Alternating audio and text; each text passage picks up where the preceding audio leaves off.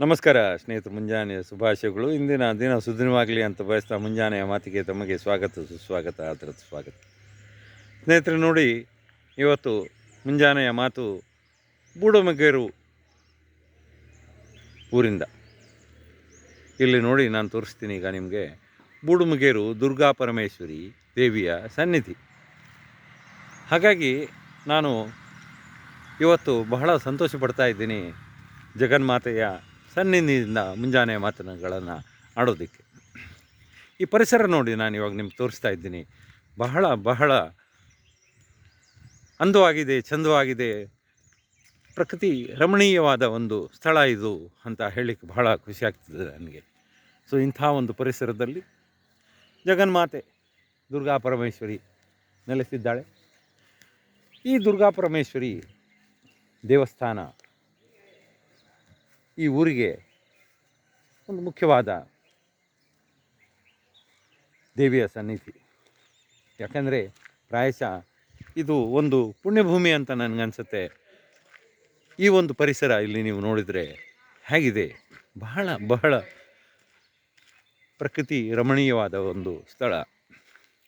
ಇಲ್ಲಿ ಮಾತೆ ನೆಲೆಸಿದ್ದಾರೆ, ಇಲ್ಲಿ ಅವ್ರನ್ನ ಹರಸಿದ್ದಾಳೆ. ಯಾಕಂದರೆ ಈ ಒಂದು ದುರ್ಗಾ ಪರಮೇಶ್ವರಿ ಅಮ್ಮನವರ ಸನ್ನಿಧಿ ನೋಡಿ, ನಾನು ತೋರಿಸ್ತಾ ಇದ್ದೀನಿ.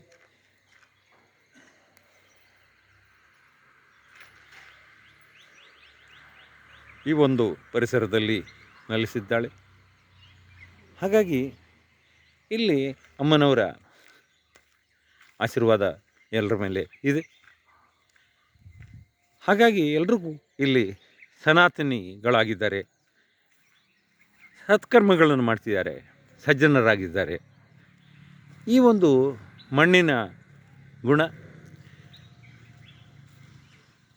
ಇಲ್ಲಿನ ನೀರಿನ ಋಣ, ಹಾಗೆ ಇಲ್ಲಿನ ಹಸಿರೇ ಉಸಿರು ಅನ್ನುವಂಥ ಒಂದು ಯೋಗ್ಯವಾದ ಬಹು ಉತ್ಕೃಷ್ಟವಾದ ಹವಾಮಾನ. ಇಂಥ ಒಂದು ಪರಿಸ್ಥಿತಿಯಲ್ಲಿ ಜನಿಸಿದವರು ನಾನು ಯಾವಾಗಲೂ ಅವರ ಜನ್ಮಭೂಮಿ ಪುಣ್ಯಭೂಮಿ ಅಂತ ಹೇಳ್ತೀನಿ. ಹಾಗಾಗಿ ಇಂಥ ಒಂದು ವಾತಾವರಣದಲ್ಲಿ ಇರುವವರು, ನಾನು ಹೇಳಿದಾಗೆ, ಬಹಳ ಸಜ್ಜನರಾಗಿರ್ತಾರೆ. ಆಮೇಲೆ ಇಲ್ಲಿನ ಪರಿಸರ, ಈ ಬೂಡುಮಗೇರು ಪರಿಸರ ನೀವು ನೋಡಿದರೆ ನಿಮಗೆ ಗೊತ್ತಾಗತ್ತೆ, ಎಲ್ಲ ಬುದ್ಧಿವಂತ ಜನಾಂಗ. ಯಾಕಂದರೆ ಇಲ್ಲಿ ಅಮ್ಮ ಜಗನ್ಮಾತೆ ಹರಿಸಿದ್ದಾಳೆ ಅವರನ್ನು. ಇದು ಸುಮ್ಮನೆ ಆಗೋದಿಲ್ಲ, ಇದೆಲ್ಲ ಬಹಳ ಬುದ್ಧಿವಂತರು. ಇಲ್ಲಿ ನೀವು ನೋಡಿದರೆ ಸುತ್ತಮುತ್ತ ಎಲ್ಲ PhD ಮಾಡುವವರು ಜಾಸ್ತಿ ಇಲ್ಲಿ, ಅಥವಾ ಮಾಡಿದವರು. ಇಂಥ ಒಂದು ಪರಿಸರ ಇದು ನೋಡಿ. ಅದಕ್ಕೆ ಬಹಳ ಖುಷಿಯಾಗಿದೆ ನನಗೆ ಇಲ್ಲಿನ ಈ ಪರಿಸರದಿಂದ ಇವತ್ತು ಮುಂಜಾನೆಯ ಮಾತುಗಳನ್ನು ಆಡೋದಕ್ಕೆ. ಮಾತುಗಳನ್ನು ಆಡಿದ್ದು ಕೇಳಿದ್ದು ಬಹಳ ಸಂತೋಷದ ವಿಚಾರ.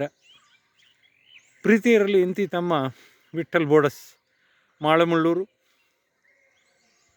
ನಮಸ್ಕಾರ.